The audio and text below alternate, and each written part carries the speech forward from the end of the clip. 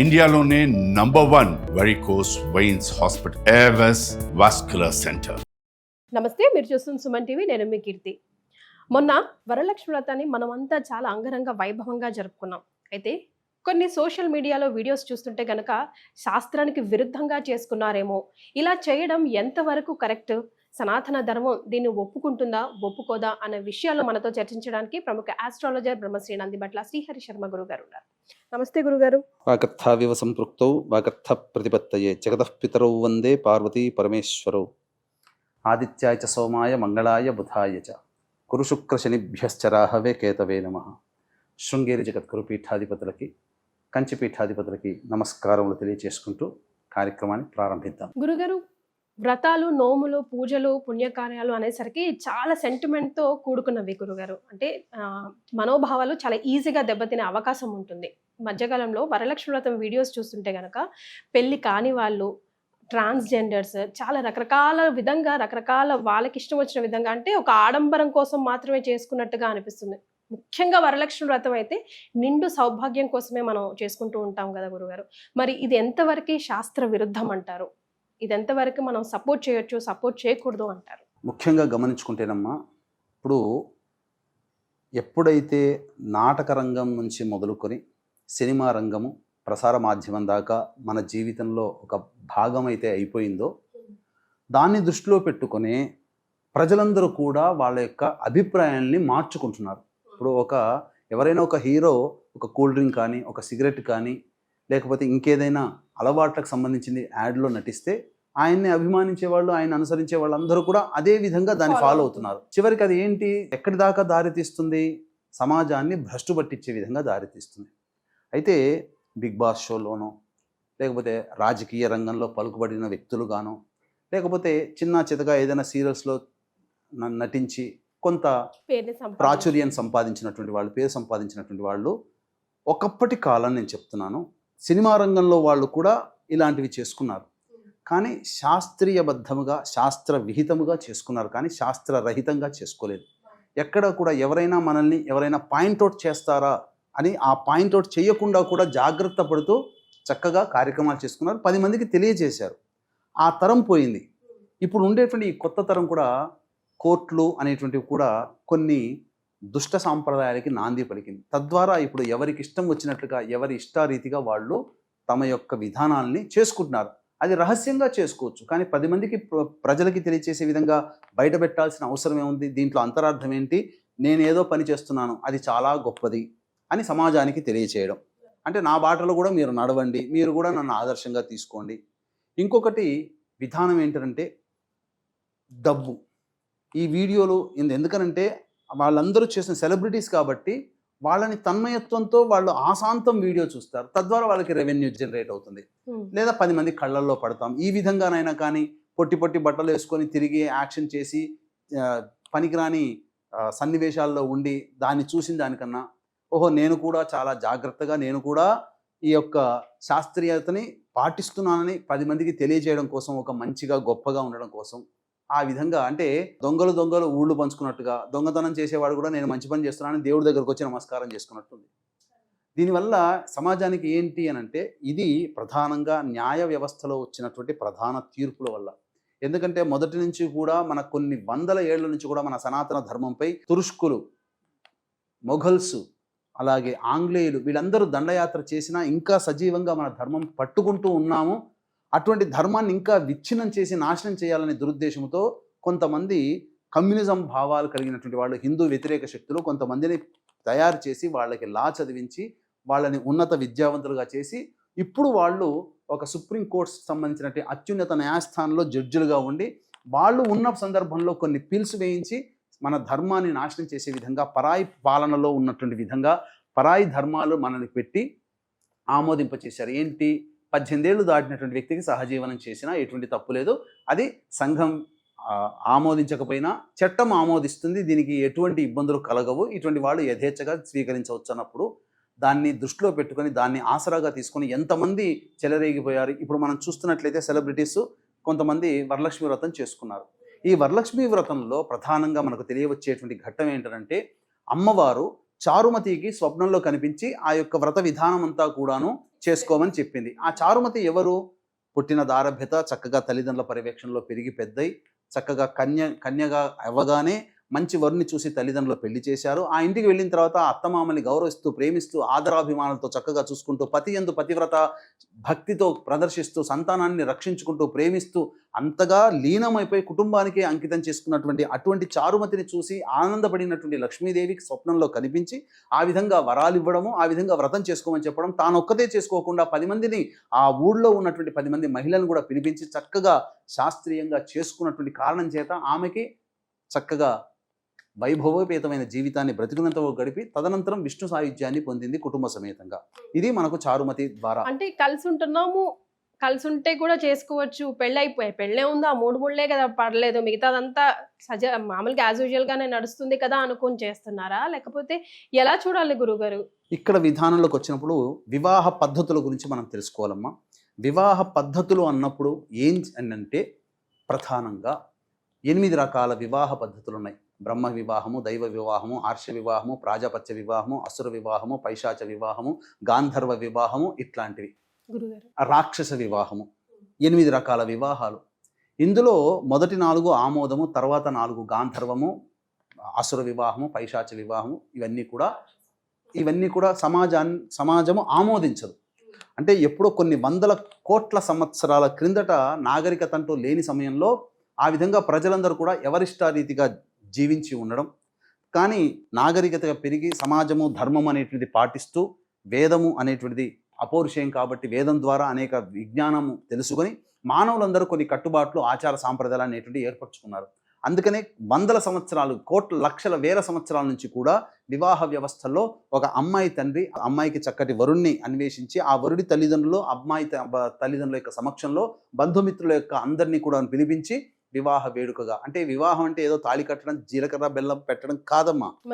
వివాహం అంటే వచ్చినటువంటి బంధువులు, అంటే ఈ అబ్బాయికి, మా అమ్మాయికి ఆ అబ్బాయిని వివాహం చేస్తున్నాం, వాళ్ళిద్దరూ కలిసి జీవించడానికి, it's officially living together each other అని సమాజంకి తెలియజేయడానికి మీ బంధుమిత్రుల యొక్క అంగీకారం కూడా ఉంది. రేపటి నుంచి వీళ్ళు ఇప్పటి నుంచి దంపతులు అవుతున్నారని సమాజానికి కూడాను తెలిసి వచ్చే విధంగా చేసే వేడుకే వివాహ వ్యవస్థ వేడుక. ఇప్పుడు అది చట్టాల రూపంలో అది భ్రష్టు పట్టిపోయి ఎవరికి వారు ఇష్టారీతిగా నాకు ఈ అబ్బాయి నచ్చాడు సహజీవనం చేసుకోవడం. సహజీవనం అయినా కూడా అది వాళ్ళిద్దరికి సంబంధించి లేదా వాళ్ళ కుటుంబానికి సంబంధించిన విషయం అనుకోవచ్చు గురుగారు. బట్ ఇలాంటి సనాతన ధర్మానికి కానీ లేదంటే మన సంప్రదాయాలకి సంబంధించి కానీ వచ్చినప్పుడే కదా మనలాంటి వాళ్ళం ఇలా గొంతెత్తి మాట్లాడాల్సిన వాస్తవం. ఇప్పుడు గనక మనం చెప్పకపోయి 10 మందికి ఇది తప్పు అని తెలియచేయకపోతే భవిష్యత్తులో ఇట్లాంటి జంటలు కొన్ని ఇప్పుడు కోటి దీపోత్సవాల్లాగా చేస్తున్నారు కదా, అప్పుడు ఈ వరలక్ష్మి వ్రతం ఇట్లాంటి జంటలందరూ కలిసి చేసుకునే రోజు కూడా దాపురిస్తుందేమోనంత భయం వేస్తుంది. ఎందుకనంటే తల్లిదండ్రులకి శోకాన్ని కలిగించడమే. ఇక్కడ ఈ ఇప్పుడు ఇక్కడ సంబంధించినటువంటిది వివాహం చేసుకోలేదు వీళ్ళిద్దరు కూర్చొని, అబ్బాయి అమ్మాయి కూర్చొని చేసుకున్నారు. ఇక్కడ వీళ్ళిద్దరి మధ్య వివాహం ఏంది అని చెప్పడానికి ఏంటి? మీరు అన్నట్టుగా గోత్రనామాలు, ఏ గోత్రం చెప్పేది అక్కడ ఆ అమ్మాయి ఏ గోత్రనామాలతో చేసుకుంది? పక్కన కూర్చున్న ఈ సహజీవనం చేస్తున్నటువంటి వ్యక్తి యొక్క గోత్రనామం చెప్పుకుందా? తనకు జన్మతః వచ్చినటువంటి తండ్రి గోత్రాన్ని చెప్పుకుందా? ఏ గోత్రం చెప్పి పూజ చేసుకుంది? ఇది సీరియల్ షూటో జీవితం మెళ్ళో ఏమైనా మంగళసూత్రం ఉందా? ఇప్పుడు చారుమతి ఎవరు చేసుకోమన్నారు? వివాహమైన స్త్రీలు చేసుకునే వ్రతం వరలక్ష్మి వ్రతం. వివాహం అయిన తర్వాత భర్త క్షేమము, ఆయురారోగ్యాలు, అలాగే సంబంధించినటువంటి ధనధాన్య సమృద్ధి, కుటుంబ వృద్ధి, ఆదర్శ దాంపత్యం ఉండాలని చేసుకున్నటువంటిది చారుమతి. ఇక్కడ వీళ్ళకి ఏం ఆదర్శ దాంపత్యం ఉంది? ఇప్పుడు ఇక్కడ వివాహం చేసుకుంటే వీళ్ళందరికీ 8 రకాల వివాహాలు చేసుకున్నాం. గాంధర్వ వివాహం అంటే ఇష్టపడి చేసుకున్నాం. ఈ గాంధర్వ వివాహానికి కూడా దానికి ఒక మీనింగ్ ఏంటంటే అబ్బాయి అమ్మాయి ఎవరెవరైనా ఇష్టపడి చేసుకున్నా ఇరువురి తల్లిదండ్రులు వచ్చి వివాహం చేస్తారు. అదే గాంధర్వ వివాహం. తల్లిదండ్రులు కుదిర్చేటువంటి వివాహం బ్రహ్మ వివాహం. దైవలీలగా కుదుర్చుకునేది బ్రాహ్మణుడికి, వేదం చదువుకున్నటువంటి బ్రాహ్మణుడికి ఇచ్చి వివాహం చేసేది దైవ వివాహం. వివాహం కానీ అమ్మాయిలు కానీ అబ్బాయిలు కానీ చేసుకోవాల్సిన పూజలు, నోములు, వ్రతాలు వేరే ఉన్నాయి. మంగళగౌరి వ్రతం ఉంది కదా, మంచి భర్త లభించాలనే ఉద్దేశంతో చేసుకునేది మంగళగౌరి వ్రతం.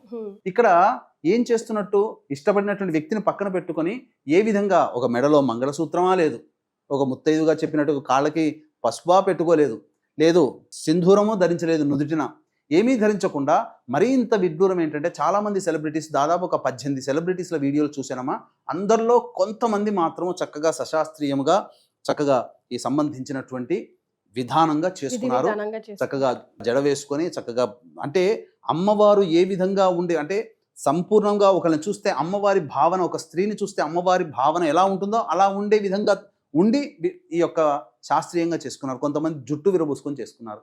జుట్టు విరబూసుకుంటే అది రాక్షసం కదమ్మా, మరి ఎలా అవుతుంది అది? అది అంటే అందచందాలని ప్రదర్శించేటువంటి విధంగా. కొంతమంది స్లీవ్లెస్ వేసుకున్నారు. అక్కడ ఏమైనా చెప్పబడి ఉందా? స్లీవ్లెస్ అనేది నీ ఇష్టం, నీ ఇంట్లో నువ్వు ఉండగా, నీవు ఏకాంతంగా ఉండగా చేసుకునేటువంటిది చెప్పేది. జుట్టు విరబూసుకోవడం అనేటువంటిది ఎప్పుడమ్మా, ఒక స్త్రీకి తన ఏకాంతంలో తన భర్తకి దగ్గర మాత్రమే జుట్టు విరబూసుకుని ఉండాలి. మిగతా రోజులంతా కూడాను శాస్త్రీయంగా ఉండాలి. ఇక్కడ పూర్తిగా పూజల విధానాల్లో అందరికీ కూడాను చూపించుకునే విధంగా చేసుకోవడం. స్లీవ్లెస్ డ్రెస్సులు వేసుకోవడం ఏంటమ్మా? ఇందులో కేవలం నేను చేస్తుంది కరెక్టు అని చెప్పి తల్లిదండ్రుల దగ్గర అనుమతి కూడా లేకుండా వాళ్ళని ఎదిరించి వచ్చి రావడమే ఒక మహా ఘోరం, మహా తప్పు. అటువంటిది ఇంకా ఒక రకంగా చెప్పాలంటే, నేను ఎటుపోతే, నేను ఏం చేస్తే నాకు ఎదుటి వాళ్ళకి ఏంటి అని ఒక ధిక్కారణ ధోరణితో సమాజాన్ని కూడా నాలాగే మీరుండండి అని చెప్పి భ్రష్టు పట్టించే విధంగా ఇప్పుడు ఈ విధానంలో చేసుకోవడం వల్ల ఏమవుతుంది? ప్రధానంగా చెప్పాలి అని అంటే అది ఒక వ్యభిచారమేనమ్మా, అంతకుమించి ఇంకా వేరే పదం లేదు. ఎందుకంటే లేదా పోనీ కన్యగా చేసుకుంటున్నాను, లక్ష్మీ అమ్మవారి పూజ చేసుకున్నామని అంటే సహజీవనం చేస్తే కన్యత్వం పోతుందిగా. ఇక కన్య ఏమవుతుంది? ఆ కన్య కాదు, మహిళ. పోనీ మహిళ చేసుకుంటుంది, పోనీ వివాహం అయింది భర్తతో చేసుకుంటుంది అంటే కాదు. అంటే ఆ కాలంలో పొందుపరిచినటువంటి ధర్మసూత్రాలలో కన్య, మహిళ, యువతి ఇలాంటి లక్షణాలు దాటి వీళ్ళు కొత్త నిర్వచనం తీసుకొని వచ్చారు. అంటే సహజీవనం చేస్తూ కన్యత్వం కోల్పోయి పెళ్లి కాకుండా ఉండడం, అటువంటి వాళ్ళ కోసం ఒక పదం వెతకాల్సి వస్తుందేమో. ఇంతే, ఇంతకంటే ఇంకా చేసేది ఏమీ లేదమ్మా. కాబట్టి కొంతమంది అయితేనేమో ఈ సంబంధించినటువంటి రాజకీయ నాయకులు కానీ కొంతమంది ఇలా చేసుకుంటున్నారు. ఒక చోట పెళ్ళి అయిపోయి ధర్మబద్ధంగా, శాస్త్రీయబద్ధంగా 7 అడుగులు అగ్నిసాక్షిగా వివాహం చేసుకొని తల్లిదండ్రుల సమక్షంలో వాళ్ళ అనుమతి పొంది వివాహం చేసుకొని ఉన్నటువంటి వ్యక్తి మళ్ళీ వేరొక వ్యక్తులని ఇష్టపడి, ఆ వ్యక్తి కూడా పెద్దలు కుదిర్చిన వివాహం చేసుకొని ఇప్పుడు ఇష్టపడ్డారని చెప్పి ఇరువురు కలిసి మళ్ళీ ఒక చోట కూర్చొని వ్యాపార స్థలంలో వ్రతం చేసుకోవడం ఎంతవరకు విడ్డూరం? అంటే ఇక్కడ ఎవరు చేసుకుంటున్నారు? భర్త లేకుండా భార్య, భార్య లేకుండా భర్త కలిసి కూర్చోవడం వల్ల ఏ రకమైన సాంప్రదాయానికి మనం తెరలేపుతున్నాం అనేటువంటి విషయాన్ని గుర్తుపెట్టుకోవాలి. కాబట్టి దయచేసి వీక్షించేటువంటి ప్రేక్షకులు ఎల్లరూ కూడా అటువంటి వీడియోలు చూడగానే దాన్ని ఏమాత్రం కూడా ఆమోదయోగ్యంగా చేయకూడదు. మరీ విచిత్రంగా అంటేనమ్మా, వీళ్ళ వీడియోలు చూసి అతి త్వరలో మీరు చక్కగా దంపతులుగా కావాలని కోరుకుంటున్నాను, ఆశీస్సులు అని చెప్పి వీడియోలో పెడుతున్నారు. అంటే దాని అర్థం ఏంటి? ఆ కామెంట్లో పెడుతున్నారు అంటే నువ్వు ఆమోదించినట్టు కదా. అంటే నీ ఇంట్లో నీ అమ్మాయికో లేకపోతే నీ యొక్క చెల్లెలికో నీ అక్కకో ఇలా జరిగితే నువ్వు ఊరుకుంటావా? అలా ఆమోదిస్తావా వాళ్ళని? బయటి వాళ్ళని ఎలా ఆమోదించగలుగుతావు? బయట వాళ్ళని ఆమోదించావంటే శాస్త్రాన్ని, ధర్మాన్ని నాశనం చేసినట్లే, సమాజాన్ని భ్రష్టు పట్టించినట్లే. సమాజంలో మనం బతకట్లేమా? అడవుల్లో బతకట్లేదు కదా, కందమూలాలు తిరుగుంటూ ఎక్కడో ఉండట్లేదు కదా, కోతుల్లాగా జీవించట్లేదు కదా. సమాజంలో మనకంటూ మనం బతుకుతున్నప్పుడు మనకంటూ ఒక బాధ్యత ఉంటుంది, మన మీదంటూ ఒక సంబంధించినటువంటి రెస్పాన్సిబిలిటీస్ అనేటివి కొన్ని ఉంటాయి. ఒక ప్రదమైన కుటుంబంలో పుట్టి ఆ విధంగా జీవిస్తూ అగౌరవాన్ని, సమాజాన్ని భ్రష్టు పట్టించే ఇటువంటి వ్యక్తులని ఎప్పుడైతే నీవు ఆమోదిస్తున్నావో తప్పకుండా భవిష్యత్తులో ఇలాగే జరుగుతుంది. అంతకంటే ఇంకా గొప్ప విడ్డూరం ఏంటంటేనమ్మా, ప్రధానంగా వీళ్ళు వివాహం కాకుండానే కలిసి కాపురం చేసుకున్నారు. మనం దంపతులమే అనే భావనతో వీళ్ళు అనుకుంటే సరిపోతుందా? ఇప్పుడు వాళ్ళు సంబంధించినటువంటి ఒక చిన్న ఎగ్జాంపుల్ చెప్తాను. వాళ్ళందరూ నటులే కదా. నటులైనప్పుడు వాళ్ళని ఏదైనా నటించడానికి ఒక ప్రోగ్రాం పిలిపించి వాళ్ళు రాగానే వాళ్ళని నటించమని చెప్పినట్టే ఒక స్క్రిప్ట్ అంటూ ఉంటుంది కదా, ఆ ఒక విధానం అంటూ ఉంటుంది కదా. అవేవి లేకుండా నువ్వు కెమెరా దగ్గర కూర్చొని ఇష్టం వచ్చింది చేయమనంటే అది ఎంతవరకు సబబు? అట్లాగే వాళ్ళు వివాహం కాకుండా ఇలా చేయడం అనేది ఎంతవరకు సబబు? కాబట్టి దీన్ని మనం గ్రహించాల్సిందే. ఖచ్చితంగా అటువంటి వాళ్ళ వీడియోలు భవిష్యత్తులో మళ్ళీ ఇటువంటివి రాకూడదు. అటువంటి వాళ్ళ వీడియోలు ఉన్నాయనంటే రిపోర్ట్ కొట్టండి. వాళ్ళ వీడియోల్లో ఎవ్వరు కూడా చూసి వదలకూడదు. ఎందుకంటే సమాజాన్ని భ్రష్టు పట్టిస్తున్న ఒక బాధ్యతాయుతమైన పౌరుడిగా మన ఇంట్లో కూడా మన చెల్లో, మన అక్కో, మన కూతురో ఉంటే మనం ఎలా స్పందిస్తామో అటువంటి వీడియోలు చూసినటువంటి వాళ్ళు అటువంటి వీడియోలను రిపోర్ట్ కనుక కొడితే భవిష్యత్తులో ఇట్లాంటి దారుణాలు చేయడానికి, సమాజానికి తలవంపు తెచ్చే కుటుంబ తల్లిదండ్రులు, వాళ్ళ తల్లిదండ్రులు ఎంత బాధపడుతుంటారమ్మా. మరి ఈ మాటలు, ఈ వీడియోలు మనం మాట్లాడుకునే కని పెంచి పెద్ద చేసినటువంటి తల్లిదండ్రులు నా బిడ్డ ఇలా ఒకటి పక్కన కూర్చొని ఇలా చేసింది, పెళ్లి చేయలేకపోయాం, అటువంటి వాడి పక్కన సహజీవనం చేస్తూ కూర్చుంది, భర్త కాదు, ప్రియుడు కాదు, సఖుడు కాదు, స్నేహితుడు కాదు, సోదరుడు కాదు, ఏమీ కాని సహజీవనం చేస్తున్నటువంటి వ్యక్తి పక్కన కూర్చొని చేస్తుందంటే ఆ తల్లిదండ్రుల మనస్సు ఎంత కోతకి గురవుతుందమ్మా. ఇలా అందరూ కూడా అటువంటి చూసినటువంటి వాళ్ళ చేసినటువంటి విధానం మాత్రం చాలా గర్హనీయమైనటువంటిది. ఇంకొక విధానం ఏంటంటే ప్రధానంగా వాళ్ళు చేసుకునే పూజలు కుక్కలు తెచ్చుకొని పెట్టుకుంటున్నారమ్మా. కుక్కల్ని ఎవడు పెట్టుకోమన్నాడమ్మా? శాస్త్రంలో ఎక్కడైనా యుగ యుగాల నుంచి కూడాను అనేక సంబంధించినటువంటి రాజుల కథలు, పాండవులు, రామాయణం, ఇన్ని భాగవతం అన్నీ చూసాం. ఏదైనా కృష్ణుడు కుక్కను పెంచుకున్నాడా? రాముడు కృష్ణుడికి పెంచుకున్నాడా? పాండవులు కృష్ణుని పెంచుకొని తిరిగారా? కుక్క రూపంలో యముడు స్వర్గారోహణం వాళ్ళ ఆఖరి మజిలీలో వాళ్ళ వెంట వచ్చాడు, కానీ వాళ్ళ చంకన వేసుకొని తిరగలేదమ్మా కుక్కని పాండవులు. అంటే ఏం చెప్పబడింది శాస్త్రంలో అంటే, మనం ఇంట్లో అంటే బయట ఉండాల్సినటువంటి జంతువుని ఇంట్లో తెచ్చిపెట్టుకుని ఎప్పుడైతే ఉంటామో మన కుటుంబంలో అష్టదరిద్రాలు ఉంటాయి, అందులో సందేహం లేదు. అందుకనే భోజనం చేసేటప్పుడు కానీ ఒక్కసారి కుక్క బిదిలిచి ఇట్లా చూడండి అమ్మా, ఏమవుతుంది? అన్ని వెంట్రుకలు పడిపోతాయి. పిల్లిని పెంచుకున్న పిల్లి వెంట్రుకలు కూడా పడతాయి. తిన్నటువంటి మనకు తెలుస్తుందా? మన కంట్లో మనం చూస్తామా? తిన్నటువంటి విధంగా శ్వాసకోశ వ్యాధులు, అనారోగ్య సమస్యలు వస్తున్నాయి. కాబట్టి ఇంకా దారుణాతీతం. అసలు పెళ్లి కాకుండానే ఒక వ్యక్తితో సహజీవనం చేస్తూ పక్కన కూర్చోబెట్టుకొని ఏ గోత్రనామాలతో చెప్తున్నారో తెలియకుండా ఆ విధంగా పూజ చేసుకొని అంటే అపహాస్యం చేస్తున్నట్టు కాదు, ధర్మాన్ని దైవాన్ని అపహాస్యం చేస్తున్నట్టు కాదు. పైగా వాయనం ఇవ్వాల్సింది ఎవరికమ్మా? ముత్తైదులకు ఇవ్వాలి. అనేక మంది వీడియోలు చూశాను కదా, పెళ్లి కాని వాళ్ళ అమ్మాయిలకు కూడా వాయనం ఇస్తున్నారు. ఏం ఆచారాన్ని తెరలేపుతున్నట్టమ్మా ఇక్కడ? నీకేం తెలుసు అని చెప్పి, శాస్త్రం తెలుసా? శాస్త్రం తెలియకుండా ఆ విధంగా చేస్తున్నారు. అంతకు మించినటువంటి ఇంకా గొప్ప విడ్డూరం ఏంటంటే, అసలు పూజా విధానం తెలుసా? నిజంగా గనక ఆ చారుమతి సంబంధించినటువంటి వరలక్ష్మి వ్రత కథంతా తెలుసుకొని గనక చేస్తే వాళ్ళు ఆ పక్కన చేసేవారు కాదు. ఆ విధంగా తెలుసుకోవాలి. అటువంటిది ఏమీ లేకుండా చేస్తున్నారు. కుక్కల్ని పెంచుకోవడంలో తప్పులేదు, ఇష్టపడడంలో తప్పులేదు, కానీ బయట ఉండాల్సిన దాన్ని ఇంట్లో పెట్టుకొని, ఇంట్లో ఉండాల్సిన దాన్ని ఒంట్లో పెట్టుకుంటే ఏం లాభం అమ్మా? అనవసరం. ఎందుకంటే చాలా మటుకు శాస్త్రాన్ని తెలుసుకొని పాటించాలి. శాస్త్ర విరుద్ధంగా చేయకూడదు, శాస్త్ర విహితంగా చేయాలి. శాస్త్ర రహితంగా మనం ఎప్పుడూ కూడా ఆచరించకూడదు.